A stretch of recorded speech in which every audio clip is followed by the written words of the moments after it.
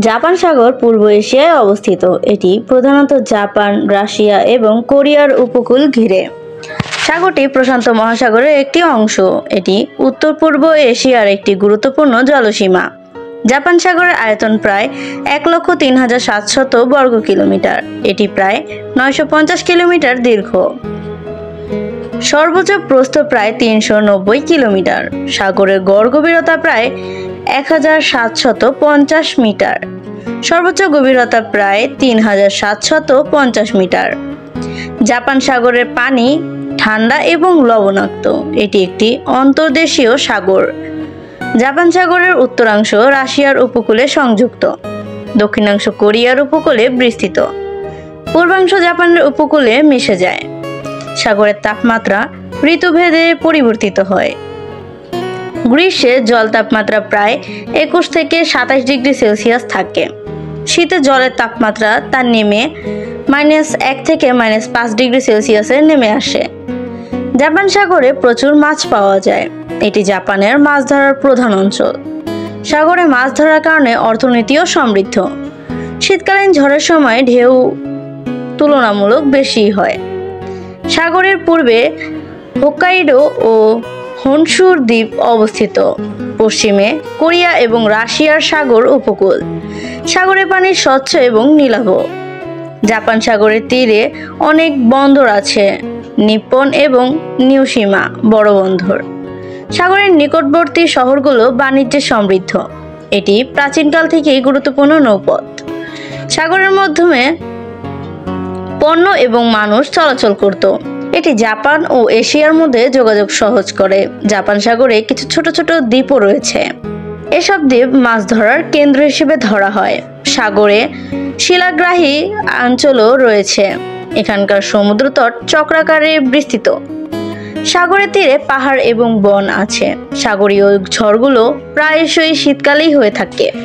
এই কারণে নৌযান চলাচল সীমিত। জাপান সাগরের উপকূলীয় এলাকায় কৃষিকাজও হয়। নদী এবং জলপ্রপাত সাগরে প্রবাহিত হয়। শীতকালে বরফের কারণে উপকূল বরফে ঢেকে যায়। সাগরে বিভিন্ন প্রজাতির সামুদ্রিক প্রাণীও পাওয়া যায়। বড় মাছ, ঝিনুক, কচ্ছপ এবং সামুদ্রিক পাখি এখানে থাকে। জাপান সাগরের সমুদ্র তীরে চিংড়ি মাছও হয়। সাগরের পানিতে কিছু প্রজাতির শঙ্খ পাওয়া যায়। জাপান সাগরের তীরে হ্রদ ও নদী মিলিত হয়। সাগরের সমুদ্র জোয়ারে প্রভাব পড়ে উপকূলীয় জীবনধারায়। সাগরের পানি ঢেউতে ভরা। উত্তরাংশে বরফের স্তর বেশি থাকে। দক্ষিণাংশে পানি তুলনামূলক উষ্ণ। জাপান সাগরের প্রাকৃতিক সৌন্দর্য পর্যটকদের আকর্ষণ করে। এখানে মাছ ধরার পাশাপাশি পর্যটকরা ঘুরতেও এসে থাকে। সাগরের তীরে অনেক ঐতিহাসিক স্থানও রয়েছে। মধ্যযুগে এটি জাপান ও কোরিয়ার বাণিজ্যের কেন্দ্র। জাপান সাগরের জলবায়ু শীতল ও উষ্ণমন্ডলীয়। বসন্তে বাতাস শীতল ও সতেজ থাকে। গ্রীষ্মে আর্দ্রতা বেশি থাকে। শরতে সাগরের রং নীলাভ হয়। শীতে সাগরের জলের রং ধূসর হয়। জাপান সাগরের তীরে প্রাচীন দুর্গও রয়েছে। সাগরীয় ঝড়ের কারণে নদী তীরে ক্ষয় হয়। এটি প্রাকৃতিক ঝড় ও সমুদ্র বিপর্যয়ের কেন্দ্র। তুষারপাতের কারণে উপকূল বরফে ঢেকে যায়। সাগরের জলীয় জীব বৈচিত্র্য সমৃদ্ধ। বিভিন্ন প্রজাতির কাঁকড়া এখানে পাওয়া যায়। মাছ ধরার কারণে স্থানীয় জনগণের জীবনধারা পরিবর্তিত হয়েছে। জাপান সাগর আন্তর্জাতিক জলসীমা হিসেবে অত্যন্ত গুরুত্বপূর্ণ। সাগরের মধ্য দিয়ে বড় বড় জাহাজ চলাচল করে। জাপান সাগরের তীরে সমুদ্রযাত্রার ইতিহাস অতি দীর্ঘ। সাগরের প্রাচীন নৌযুদ্ধ সংগঠিত হয়েছে। এটি বিভিন্ন জাপানি গল্প ও কাহিনীতে উল্লেখ আছে। জাপান সাগরের তীরে পর্যটক কেন্দ্রও রয়েছে। শহরগুলোতে হোটেল এবং রিসোর্ট স্থাপিত আছে। সাগরের পানির নিচে অনেক চিহ্নিত রৌদ্র শক্তিও রয়েছে। সাগরের গভীরে প্রায়শই তেল ও গ্যাস পাওয়া যায়। ভূতাত্ত্বিক দিক থেকে এটি একটি সক্রিয় অঞ্চলে অবস্থিত। প্রায়শই ভূমিকম্পের প্রভাব সাগরের ওপর পড়ে। জাপান সাগরের তীরে ছোট ছোট মৎস্য গ্রামও আছে। এখানে জাপানি ও কোরিয়ান সংস্কৃতির মিলন ঘটে থাকে।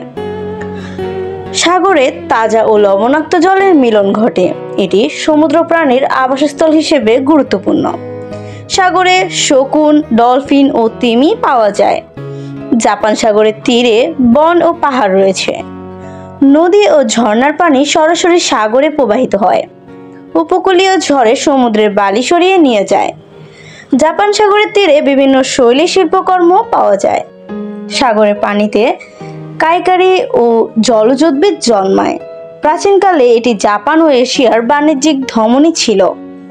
সাগরে মাছ ধরার জন্য নৌকো এবং সরঞ্জামের চাহিদা বেশি।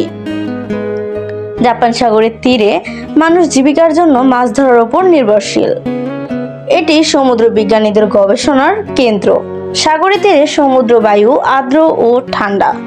ঝড়ের সময় সাগরের পানি উথল পাথল হয়। সাগরে বিভিন্ন প্রজাতির সামুদ্রিক শঙ্খ পাওয়া যায়। তিমি ও ডলফিন প্রায়শই উচ্ছ্বাসের জন্য দেখা যায়। জাপান সাগরের তীরে প্রাচীন মন্দির ও ধর্মীয় স্থান আছে। এখানে স্থানীয় খাবার ও মাছের ধরন অত্যন্ত জনপ্রিয়। জাপান সাগরের জলবায়ু পরিবেশ ও মানুষের জীবনের সাথে সম্পর্কিত।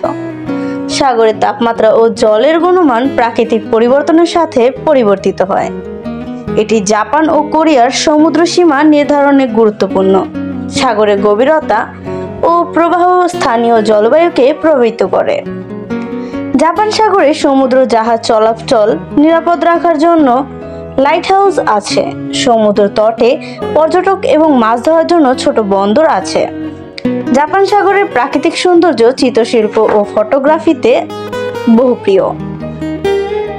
সাগরে বিভিন্ন সামুদ্রিক উদ্ভিদ ও জলজ গাছপালা জন্মায়। প্রাকৃতিক ঝড় এবং তাপমাত্রার পরিবর্তন সাগরের পরিবেশকে প্রভাবিত করে। জাপান সাগরের তীরে স্থাপত্য ও সাংস্কৃতিক স্থাপনাও পর্যটককে আকর্ষণ করে। এটি প্রায়শই সমুদ্র বিজ্ঞানী এবং গবেষকদের আগ্রহের কেন্দ্র। জাপান সাগরের প্রাকৃতিক সম্পদ স্থানীয় ও আন্তর্জাতিক অর্থনীতিতে অবদান রাখে। সাগরের পরিবেশ ও জীববৈচিত্র্য সংরক্ষণ অনেক গুরুত্বপূর্ণ। জাপান সাগর একটি গুরুত্বপূর্ণ, সমৃদ্ধ ও ঐতিহাসিকভাবে উল্লেখযোগ্য সমুদ্র। জাপান সাগর সম্পর্কে এই ভিডিওটি দেখে আপনাদের কেমন লাগলো তা অবশ্যই কমেন্টে জানাবেন। ভালো লেগে থাকলে ভিডিওটিতে একটি লাইক করে যাবেন এবং চ্যানেলটিকে সাবস্ক্রাইব করে আমাদের পরবর্তী ভিডিওগুলো অবশ্যই দেখবেন। ধন্যবাদ।